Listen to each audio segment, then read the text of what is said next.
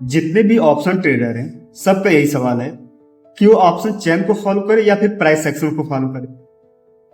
और मेरा clear cut answer है कि अगर आप ऑप्शन सेलर हैं फिर आपके लिए ऑप्शन चेन और कैंडलस्टिक पैटर्न यानी प्राइस एक्शन दोनों बराबर बराबर इंपॉर्टेंट है।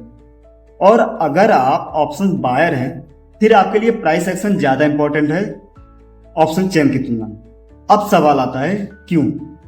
देखो, जो ऑप्शन सेलर है उसको अपनी पोजीशन को हेज करके चलना होता है और हेजिंग जो होती है वो एक रेंज में होती है और जो रेंज होता है वो ऑप्शन चेन में ज्यादा बेटर दिखता है प्राइस एक्शन की तुलना में, क्योंकि ऑप्शन चेन ही बताता है कि सबसे तगड़ा वाला सपोर्ट और रेजिस्टेंस कहाँ पे।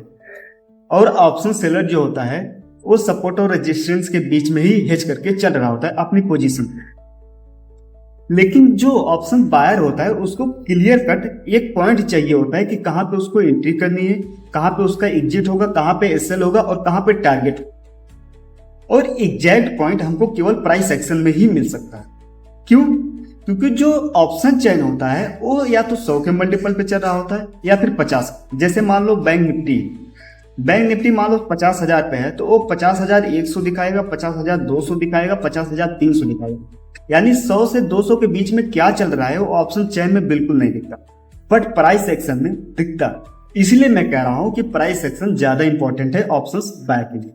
और इसका एक एग्जांपल मैं दूं तो मान लो दो ऑप्शन बायर है, एक ऑप्शन बायर ऑप्शन चेन को फॉलो कर रहा है और एक ऑप्शन बायर प्राइस एक्शन को फॉलो कर रहा है।